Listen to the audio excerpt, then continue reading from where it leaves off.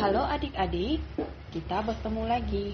Seperti biasa, pada hari ini kakak akan membahas soal-soal. Soal-soal yang akan kita bahas pada hari ini adalah soal ilmu pengetahuan alam untuk kelas 8, semester 1, bab 1, tentang gerak benda dan makhluk hidup di lingkungan sekitar. Kita langsung masuk, ayo kita selesaikan pada halaman 7. Nomor 1, lengkapi double bubble map tentang perbedaan antara kelajuan dengan kecepatan berikut. Kelajuan dan kecepatan itu sama-sama berkaitan dengan gerak. Satuannya meter per second. Namun, perbedaannya adalah kelajuan itu berkaitan dengan jarak tempuh, sedangkan kecepatan berkaitan dengan perpindahan. Nah, untuk rumusnya mencarinya V sama dengan S per T untuk kelajuan, sedangkan kecepatan V sama dengan delta S per T. Di kelajuan kita mengukurnya dengan speedometer dan kecepatan mengukurnya dengan GPS. Apa GPS? GPS itu Global Positioning System, yaitu alat untuk menginformasikan posisi, kecepatan, arah, dan waktu secara akurat.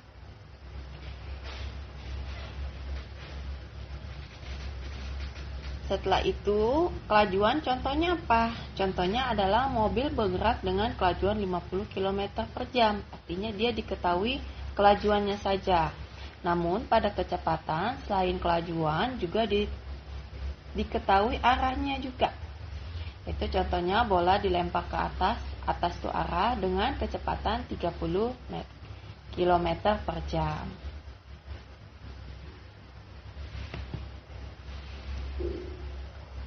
Lanjut ke soal nomor 2-nya. Perhatikan tabel di bawah ini. Waktu dan jarak tempuh bersepeda. Waktu second, jarak meter. Waktu secondnya 0, jaraknya 0. Waktunya 1 second, jaraknya 2 meter. 2 second, 4 meter, dan seterusnya. Bisa dibaca sendiri ya. Nah, tabel 1.1 tersebut menunjukkan besarnya jarak dan waktu yang diperlukan sepeda untuk bergerak. Coba gunakan rumus kelajuan dan percepatan untuk menghitung.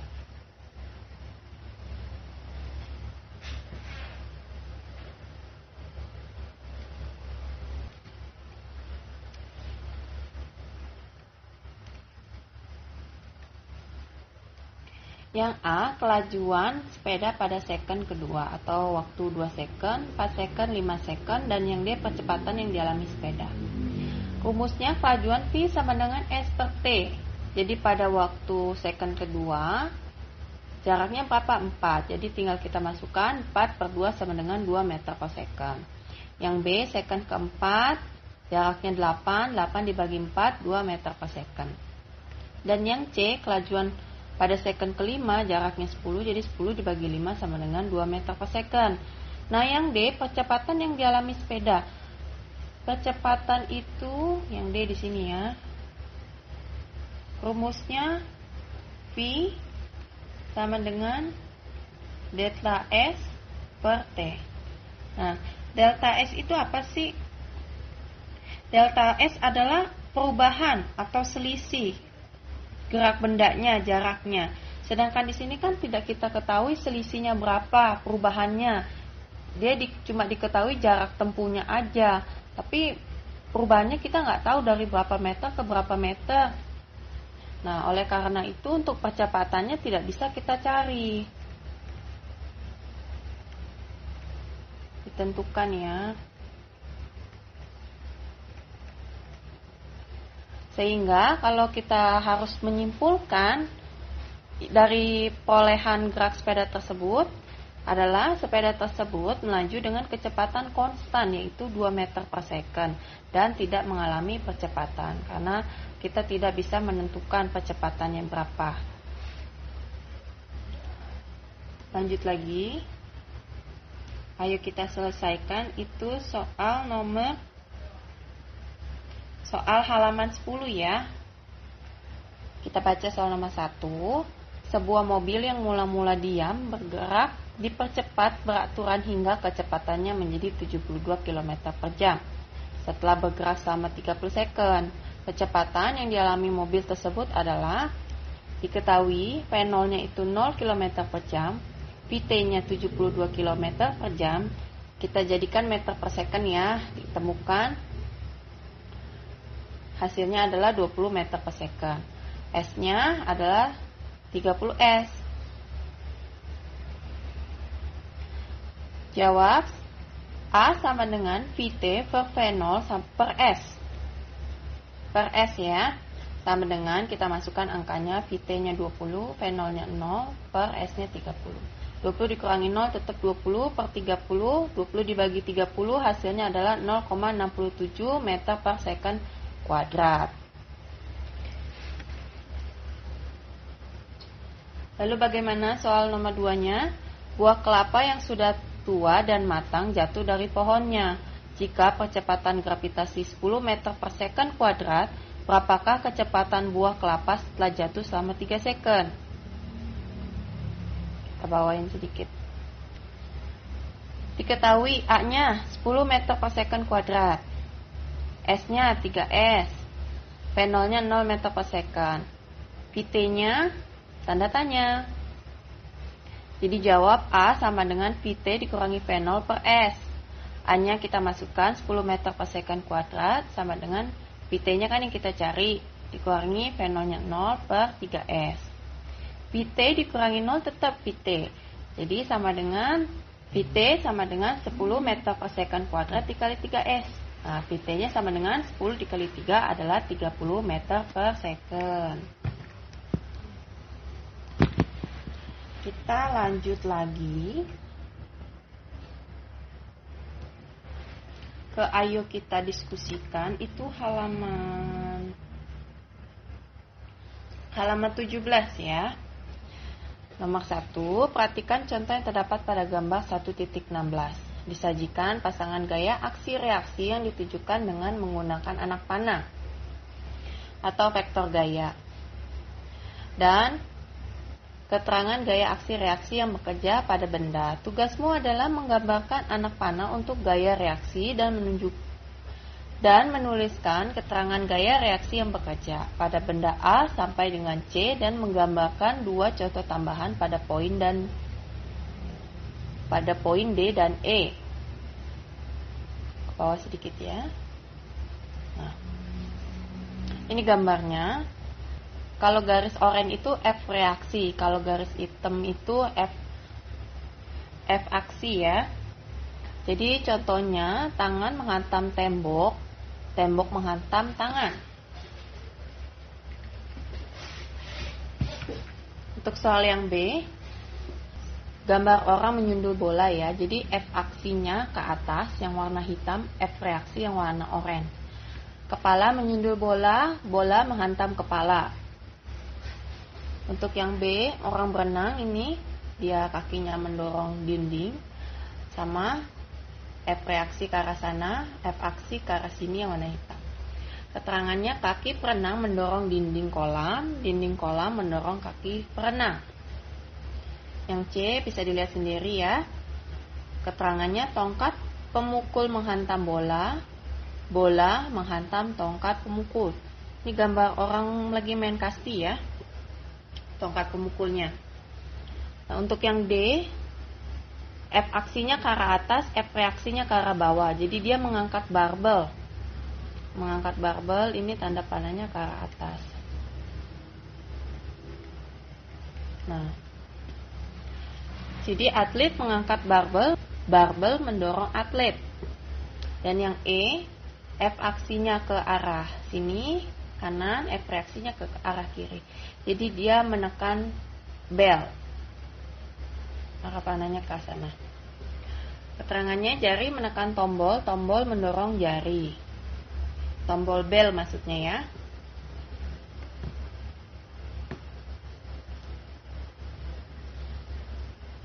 Untuk nomor 2, sebuah balok diletakkan di atas meja seperti pada gambar 1.17. Balok diam dan memiliki berat sebesar 1N. Ini gambarnya.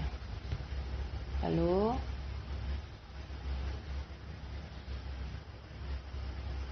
dengan keterangan seperti ini bisa dibaca ya.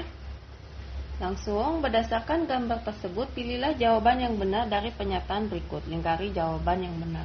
Jadi ini kakak langsung tulis jawaban yang benarnya ya. Jawaban yang salahnya kakak hapus. Yang A, gaya berat atau W, balok sebesar 1N disebabkan oleh bumi. Yang B, lantai menahan balok dengan gaya normal N dan arah yang berlawanan dengan W. Besar N adalah sama dengan W. C, karena balok berada pada keadaan seimbang atau diam, maka total gaya yang bekerja pada balok adalah 0. Dan yang D, nilai N sama dengan W dan N berlawanan arah dengan W, maka N dan W bukan merupakan.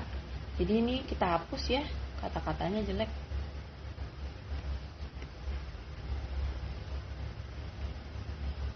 Kita hapus. Jadi kata-katanya menjadi bagus ya. Nilai N sama dengan W dan N berlawanan arah dengan W. Maka N dan W bukan merupakan pasangan gaya aksi reaksi. Hal tersebut dikarenakan pasangan gaya aksi reaksi selalu bekerja pada dua benda yang berbeda. Dan dapat dilihat bahwa N dan W keduanya bekerja pada benda yang sama. Kembali kita lanjut. Ke halaman 20, ayo kita diskusikan. Nomor 1, lengkapi tabel 1.5 berikut dengan analisis peristiwa-peristiwa yang tertera pada tabel.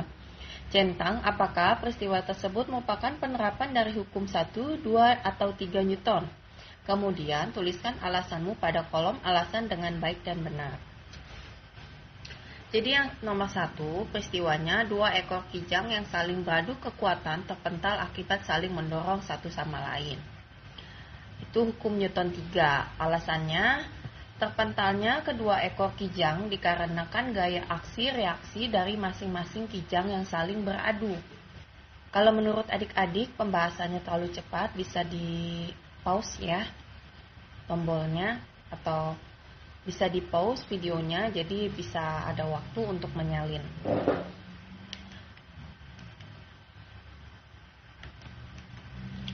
Nah, nomor 2, peristiwanya dua ekor badak jantan yang bermasa sama melakukan adu kekuatan untuk memperebutkan daerah kekuasaan. Keduanya saling mendorong dengan gaya yang sama sehingga tidak ada satupun badak yang bergeser dari posisinya. Itu hukum Newton 1. Alasannya adalah kedua gaya yang sama dan berlawanan arah mengakibatkan resultan gaya bernilai 0. Nomor 3, seorang anak badak bermain-main dengan induknya. Anak badak tersebut terpental ke belakang karena mencoba mendorong induknya dengan kuat. Newton 3 ya. Alasannya, anak badak terlempar ke belakang akibat gaya reaksi dari gaya aksi saat mendorong induknya. Nomor 4, seekor harimau jantan mendorong anak kijang dengan kekuatan penuh hingga terpental jauh. Itu hukum Newton 2. Alasannya adalah dengan gaya yang kuat. Ini harimau ya, bukan banteng.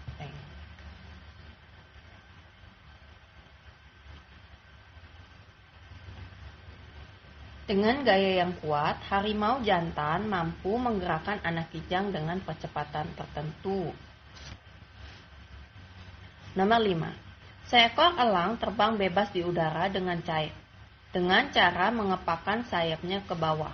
Kecepatan udara yang lebih cepat di bagian atas sayap mengakibatkan elang tersebut terangkat ke atas. Hukum Newton 3, alasannya, kepakan sayap burung ke bawah itu gaya aksi mengakibatkan burung terangkat ke atas, itu gaya reaksi. 6, seekor gajah betina mendorong anaknya ke sungai untuk minum. Gajah betina tersebut mendorong anaknya dengan hati-hati karena massa tubuhnya yang jauh lebih besar daripada massa tubuh anaknya. Hukum Newton 2, dengan gaya yang diberikan gajah betina mampu menggerakkan anak gajah dengan percepatan tertentu. Pertama. Nomor 7, seekor ikan berenang di dalam air dengan cara menggerakkan siripnya ke belakang. Itu hukum Newton 3. Alasannya, gerakan sirip ikan ke belakang gaya aksi mengakibatkan ikan terdorong ke depan gaya reaksi. Nomor 8. Seekor jerapah jantan memiliki kepala yang besar untuk menyerang jerapah jantan lainnya saat dewasa. Hukum Newton 2. Alasannya, kepala besar itu sama dengan massa yang besar. Sehingga dengan massa yang besar, gaya yang akan dikeluarkan saat menyerang jerapah lainnya juga akan bernilai besar. 9. Seekor kuda berlari dengan kecepatan konstan sambil membawa sebuah paket di punggungnya. Secara tiba-tiba ini kok kambing kuda ya?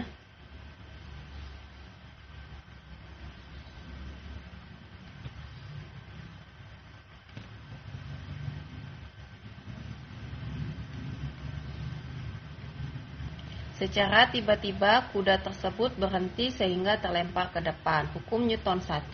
Alasannya adalah paket terlempar ke depan karena ingin mempertahankan keadaannya atau posisinya. Dan yang terakhir nomor 10. Seorang joki kuda mengikuti kompetensi final berkuda. Di menit terakhir kuda yang ditungganginya berhenti secara tiba-tiba sehingga joki tersebut terpental ke depan. Sama seperti paket. Hukum Newton 1. Alasannya juga sama, joki terlempar ke depan karena ingin mempertahankan keadaannya atau posisinya.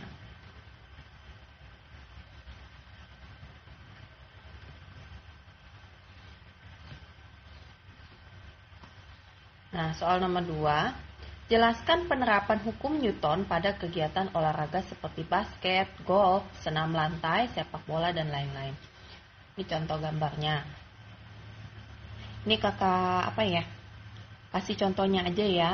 Untuk adik-adik silakan berimajinasi sendiri. Hukum Newton 1 itu contohnya posisi pesenam lantai dapat seimbang. Nah, untuk hukum Newton 2 itu contohnya pemain golf memukul bola sekuat tenaga agar bola golf dapat terlempar dengan sempurna atau kita sebut hole. Dan yang ketiga, hukum Newton 3. Contohnya, tangan pesenam menekan besi penyangga senam. Besi penyangga memberikan gaya yang sama besar ke atas pesenam namun berlawanan arah.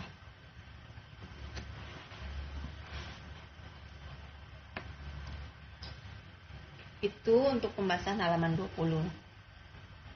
Kita lanjut lagi. Masuk di sistem gerak manusia B. Halaman 26.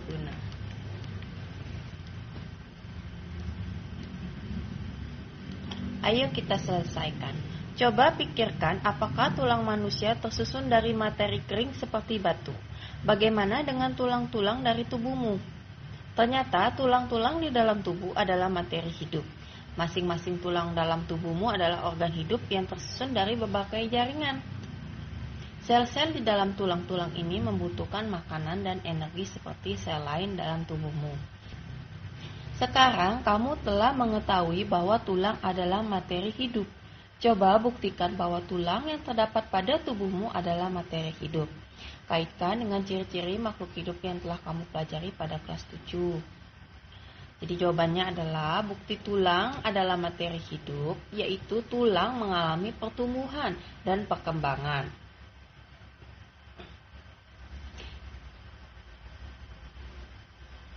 Jadi saat masih bayi ukuran tulang kita tuh pendek dan rawan ya, artinya mudah patah, tidak keras seperti saat kita dewasa. Namun sejalan dengan bertambahnya umur, tulang terus mengalami pemanjangan hingga batas tertentu dan penguatan hingga batas tertentu.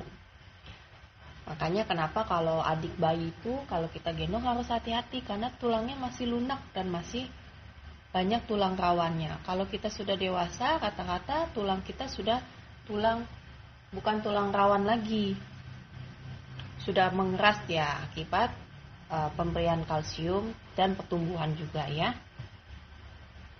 Kalau dia makin panjang, misalnya kan kita makin dewasa nih, tulang kita kan makin tumbuh panjang-panjang. Tapi kalau tidak mengalami pengerasan seperti umumnya ya, masih terdiri dari tulang rawan, wah bahaya banget. Bisa jatuh sedikit patah, jatuh kesandung batu sedikit patah gitu, kesenggol benda keras patah ya, karena kan tulang rawan lunak, mudah patah.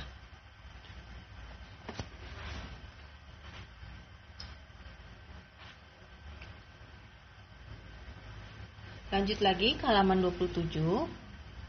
Ayo kita diskusikan.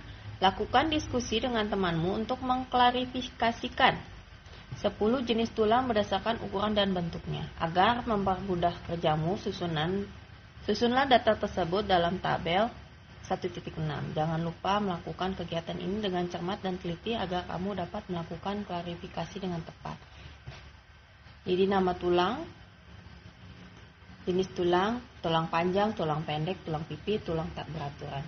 Oh, ini 10 ya kakak kurang. Sebentar kakak tambahkan ya.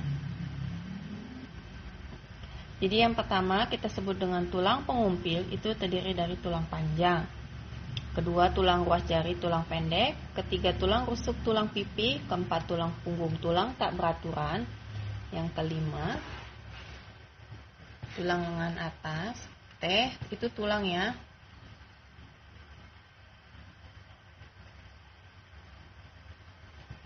Yang keenam, tulang hasta.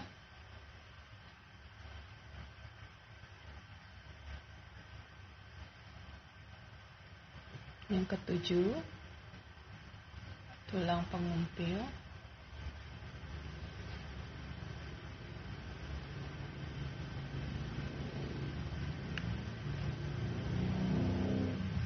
Kedelapan, tulang betis.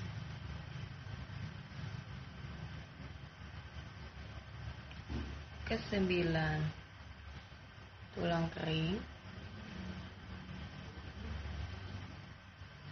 Dan yang ke-10, tulang belikat.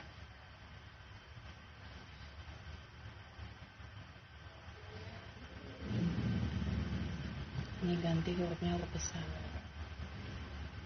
Tulang hasta. Untuk tulang lengan atas, tulang panjang. Tulang hasta juga tulang panjang. Tulang pengumpil tulang panjang. Tulang betis juga tulang panjang. Tulang kering juga tulang panjang. Oh, pengumpil sudah ya. Nanti kita ganti, kok pengumpil lagi sih.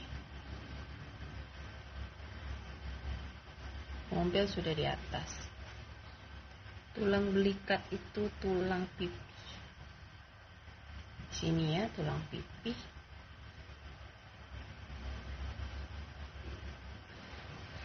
Tulang tengkorak yang belum. Tulang tengkorak.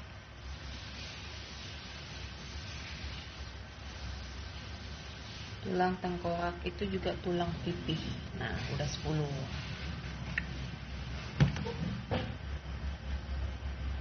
Habis itu kita lanjut ke halaman terus ya.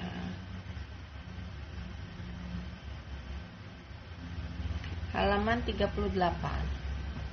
Ayo kita selesaikan. Coba sekarang kamu angkat kursi dengan menggunakan tangan kananmu. Kemudian lakukan hal yang sama tetapi dengan menggunakan tangan kirimu. Pada saat kamu mengangkat kursi dengan menggunakan tangan kanan, kursi tidak terlalu berat. Berbeda dengan ketika kamu mengangkat kursi dengan tangan kiri. Mengapa demikian? Jawabannya adalah karena tangan kanan lebih sering digunakan untuk beraktivitas sehari-hari. Ini hanya untuk orang yang menggunakan tangan kanan sebagai tangan yang aktif. Beda lagi kalau orang yang kidal, artinya orang yang menggunakan atau cenderung lebih banyak menggunakan tangan kirinya. Kembali lagi ya, tadi karena tangan kanan lebih sering digunakan untuk beraktivitas sehari-hari, sehingga membuat otot semakin kuat. Tangan kiri lebih jarang digunakan untuk beraktivitas, sehingga ototnya tidak sekuat tangan kanan. Makanya, membawa barang dengan tangan kiri akan terasa lebih berat dibandingkan membawa barang dengan tangan kanan. Kalau untuk orang yang kidal, atau yang lebih banyak beraktivitas dengan tangan kiri, maka jawabannya adalah sebaliknya, tinggal diganti tangan kanan menjadi tangan kiri. Jadi orang yang kidal itu tangan kirinya lebih sering digunakan untuk beraktivitas sehari-hari, sehingga membuat otot tangan kirinya akan semakin kuat. Berbeda dengan tangan kanan yang lebih jarang digunakan untuk beraktivitas, sehingga ototnya tidak sekuat dengan tangan kiri. Seperti itu, tinggal diganti-ganti ya. Cuma kalau ini kita pakai tangan kanan aja, karena kan dia bilang tangan kanan tidak terlalu berat, jadi tangan kanan yang lebih aktif. Lanjut lagi ke soal halaman 44. Sebelum kita masuk ke uji kompetensinya, ayo kita diskusikan, cermati data tentang kecepatan gerak hewan di bawah ini. Ada gajah kecepatannya 25 km per jam, jerapah 60 km per jam, kerbau, kijang, kuda, dan harimau. Bisa dibaca ya keterangannya. Cuma ini sebenarnya bukan harimau ya. Untuk binatang ini apa namanya? Seperti nama di makanan ringan ya, citah. Kalau makanan ringan kan tinggal diganti OS. Gitu. Citah adalah binatang tercepat di darat, paling cepat di darat. Kalau di laut beda lagi, di udara beda lagi. Tapi kalau binatang tercepat di darat adalah citah. Ke soal nomor 1, berdasarkan data di atas, hewan manakah yang mempunyai kecepatan gerak paling tinggi? Karena di sini keterangan harimau, maka kita pakai harimau. Tapi kalau guru adik-adik mengganti kata harimau dengan citah, maka harimaunya diganti dengan kata citah. Seperti itu aja ya, singkatnya. Lalu nomor 2, mengapa hewan-hewan tersebut memiliki kecepatan gerak yang berbeda-beda? Nomor 2 ini jawabannya dia agak panjang. Jadi kalau adik sambil menulis bisa dihentikan dulu sementara videonya sambil menulis ya. Jadi adik tidak usah tidak usah ribet gitu loh kalau kakaknya ngomongnya kecepatan. Karena kalau kakaknya ngomongnya dilamakan sedikit, maka videonya akan jadi panjang banget gitu. Membantu adik-adik juga ya untuk tidak boros kuota. Lalu jawaban nomor 2, gajah dan kerbau memiliki massa tubuh yang besar. Akibatnya untuk bergerak, gajah dan kerbau harus melawan inersia yang nilainya juga sangat besar. Lain halnya dengan kuda, kijang, dan harimau. Nih, harimau si citah ya sebenarnya namanya. Hewan tersebut memiliki struktur rangka dan otot yang sangat kuat. Tetapi, kijang dan harimau memiliki bentuk kaki yang lebih ramping, sehingga mampu menyimpan elastisitas yang tinggi. Hal tersebut mengakibatkan pada saat berlari, kijang dan harimau lebih banyak melompat ke udara dan meluncur di udara. Ini koma ya. Gaya gesek udara yang jauh lebih kecil daripada gaya gesek permukaan tanah membuat kijang atau harimau, dua-duanya ya, dapat berlari dengan kecepatan yang lebih tinggi daripada si kuda. Coba nomor 2. Sekarang ke soal nomor 3. Kesimpulan apa yang dapat kamu ambil dari analisis data di atas? Kesimpulannya adalah bahwa setiap hewan melakukan jenis gerak yang berbeda-beda tergantung bentuk tubuh dan habitatnya. Artinya bentuk tubuh hewan itu dia berevolusi tergantung dari habitatnya gitu, cara hidupnya ya. Contohnya si jerapah kita kilas balik ya pelajarannya. Kalau adik-adik sudah tahu, ya kakak ingatkan lagi. Untuk adik-adik yang belum tahu, boleh menjadi bahan tambahan ilmu. Jadi zaman dahulu itu sebenarnya leher jerapah itu pendek-pendek. Nah, misalkan ini jerapah ya. Ini antenanya. Si jerapah ini kakinya. Ya, anggaplah bagus ya gambarnya. Ini buntutnya ya. Jerapah. Jadi karena dia totol-totol. Kakinya ya gitu deh. Jerapah kena kaki gajah ya, karenanya gaginya gede-gede. Jadi dulu tuh si jerapah tuh lehernya pendek-pendek. Karena dia harus makan di pohon yang amat sangat tinggi, misalkan ini pohon. Tuh, misalkan ini pohon. Jerapah kan makan daun. Jadi dia kalau lehernya pendek, ya nggak bisa makan, akhirnya mati. Nah, karena dia habitatnya harus makan di tempat tinggi, jadi tubuhnya itu berevolusi. Makanya sekarang kenapa jerapah lehernya panjang-panjang, dia berevolusi untuk bisa makan di tempat yang tinggi, artinya di pohon-pohon yang tinggi. Seperti itu. Sudah masuk di uji kompetensi. Langsung kita baca soal uji kompetensinya. Nomor 1, yang pilihan ganda dulu ya. Fungsi sistem rangka antara lain melindungi organ internal.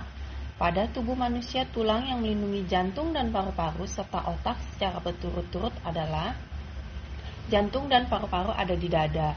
Dada itu ada tulang rusuk. Kalau otak ada di kepala, kepala ada tulang tengkorak. Jadi jawabannya adalah yang B. Nomor 2, berikut ini merupakan contoh otot yang bekerja secara sadar dan tidak sadar yang disebutkan secara berurut-urut. Berturut-turut adalah otot bisep dan otot jantung. Otot jantung itu otot secara tidak sadar. Otot bisep itu yang ada di lengan atas.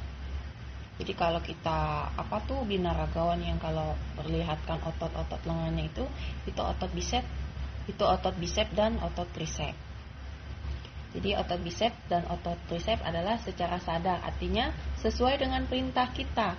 Kalau dia tidak diperintahkan, ya otot itu akan diam, relaksasi, tidak melakukan kontraksi.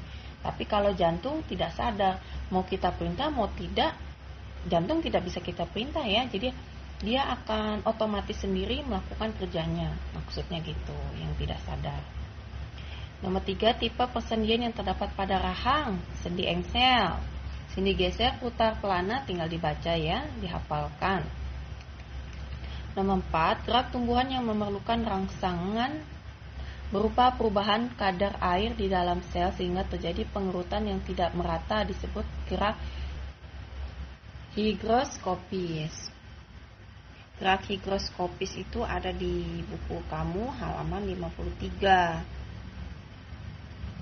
Tinggal dibaca ya, bagi yang belum tahu higroskopis itu apa, tinggal dibaca. Nomor 5, contoh gerak tumbuhan berikut yang bukan merupakan contoh gerak nasti. Apa itu gerak nasti? Gerak nasti itu adalah gerakan yang dilakukan oleh tumbuhan yang tidak dipengaruhi oleh arah datangnya rangsang. Itu gerak nasti. Contohnya yang bukan adalah merekahnya kulit buah-buahan yang sudah kering pada tumbuhan polong-polongan. Kalau merekahnya itu adalah gerak higroskopis. Ya, gerak G, gerak ya, higroskopis.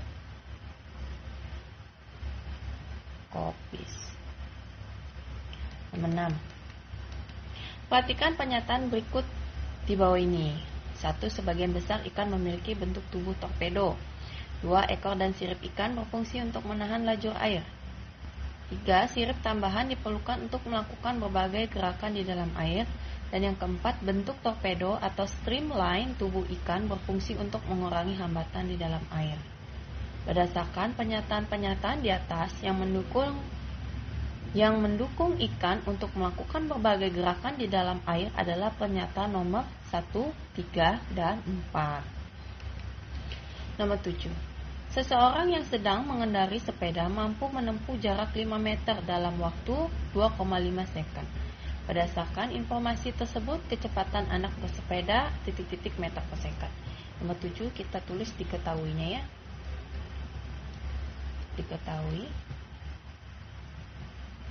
Meter itu S, 3 meter.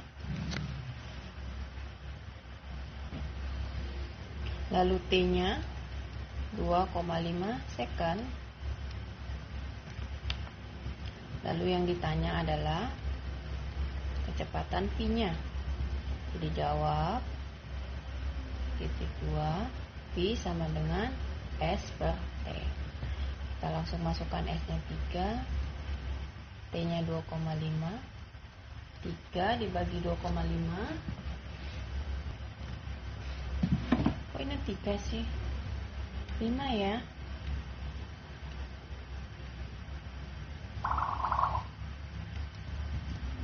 5 meter. 5 dibagi 2,5 hasilnya adalah 2 meter per second.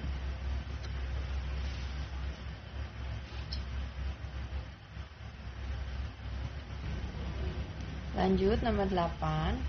Sebuah mobil bergerak dengan kecepatan yang berubah-ubah seperti digambarkan pada grafik di bawah ini. Titik yang menunjukkan mobil sedang mengalami peristiwa kelembaman adalah yang C dan D, penurunan. Nomor 9. Perhatikan gambar bola yang dilempar ke tembok akan memantul kembali seperti gambar di bawah ini.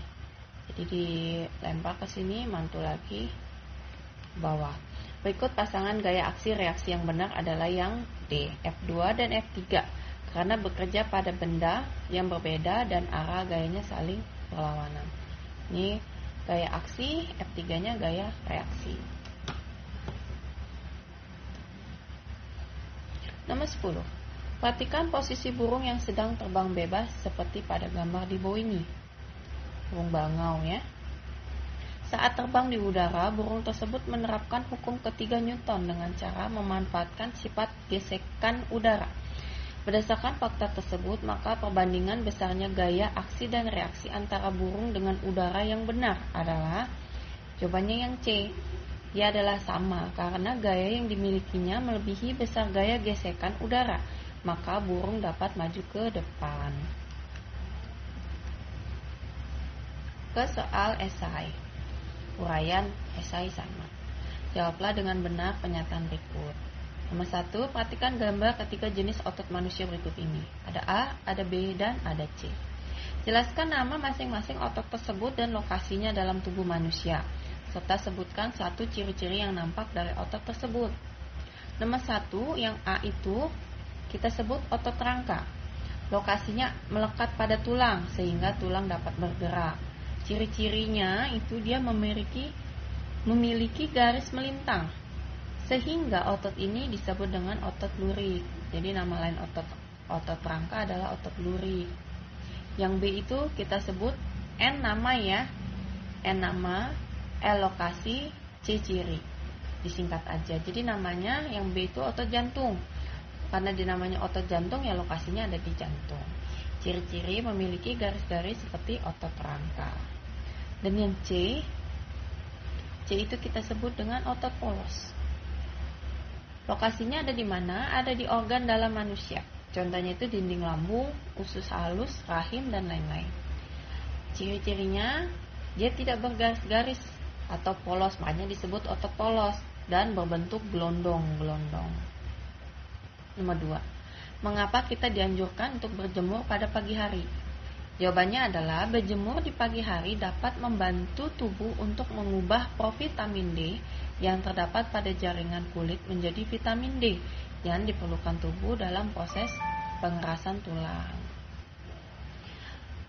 Makanya kan kadang kalau kita upacara atau olahraga pagi-pagi itu sengaja dijemur gurunya. Bukannya untuk panas-panasan biar hitam ya, jadi biar kita bisa menyerap vitamin D yang diberikan oleh sinar matahari. Namun ada batasan-batasannya, yaitu kita berjemur paling bagus itu sekitar jam setengah 7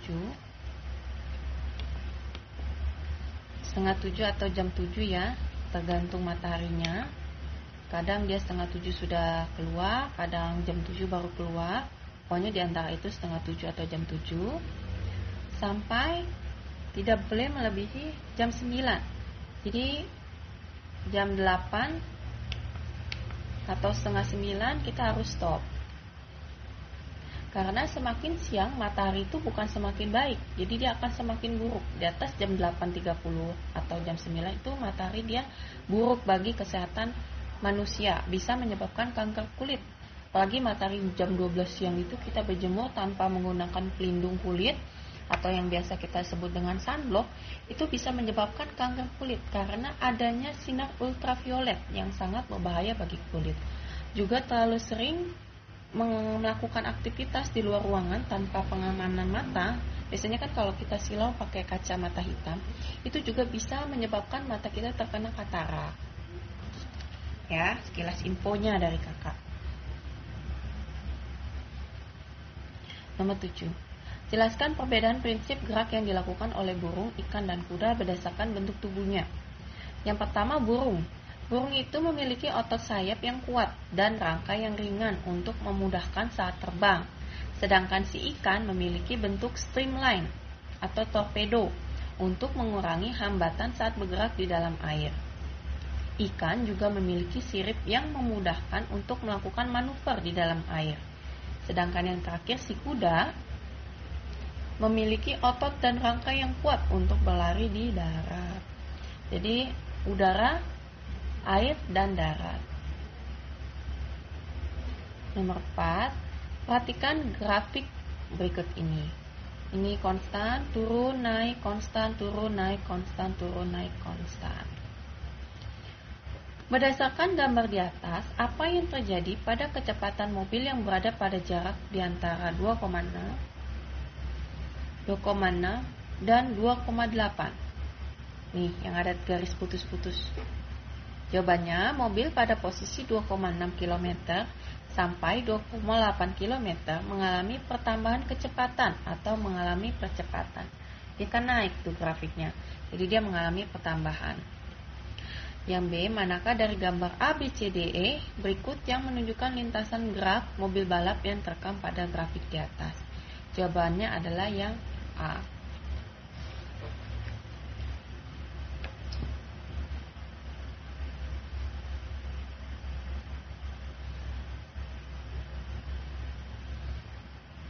Sebenarnya ada penjelasannya, cuma dia agak panjang.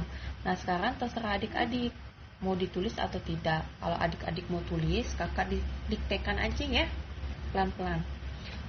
Nah, gambar A, di bawahnya kita tulis penjelasan. Penjelasan sama dengan atau titik 2. Jadi, pada posisi 0 km sampai 0,3 km, mobil mengalami penurunan kecepatan, lagi. Setelah itu mengalami pertambahan kecepatan, titik. Dari 0,6 sampai 1,0 km, mobil bergerak dengan kecepatan tetap, titik lagi. Selanjutnya, mobil mengalami penurunan kecepatan sampai pada posisi 1,3 km, titik. Kemudian naik lagi kecepatannya sampai pada posisi 1,7 km, dan selanjutnya bergerak dengan kecepatan tetap sampai pada posisi 2,3 km, titik. Mobil mengalami penurunan kecepatan sampai pada posisi 2,6 km, titik lagi. Dari 2,6 sampai 2,8 km mengalami peningkatan kecepatan, setelah itu mobil bergerak dengan kecepatan tetap dengan besar kecepatan sama dengan kecepatan awal, titik. Itu penjelasannya ya, kakak diktekan. Soal terakhir untuk pembahasan IPA-nya bab 1. Perhatikan gambar di bawah ini. Seorang peloncat dengan berat W menekan tanah di bawahnya dengan gaya yang besarnya F, dan sebagai hasilnya ia melambung ke udara. F, W, beratnya W, menekan ke bawah. A, berapakah besar gaya yang dikerjakan tanah F, kita sebut F absen ya, terhadap peloncat? Apakah F absen sama dengan W, F absen lebih besar dari W, atau F absen lebih kecil dari W? Jawabannya F absen lebih besar dari W. Yang B, berapa pula besar F absen dibandingkan dengan F? Apakah F absen sama dengan F absen lebih besar dari F, atau F absen lebih kecil dari F? Jelaskan. Yang ini tidak ada suruhan diberikan penjelasan ya, jadi yang kita jelaskan yang B saja. Jawaban yang B itu F absen sama dengan F. Alasannya, karena peloncat harus mampu mengimbangi gaya beratnya, Namun, gaya tekan pada tanah nilainya sama dengan gaya yang diberikan tanah kepada peloncat, yang disebut gaya aksi dan reaksi. Nah, untuk pembahasan bab 1 IPA-nya sudah selesai semua. Adik-adik, seperti biasa, yang bahasa terbantu oleh pembahasan kakak, nggak boleh pelit like-nya ya, dan di-share dan di-subscribe channelnya kakak. Kita akan bertemu lagi pada pembahasan-pembahasan selanjutnya. Oke, sampai jumpa.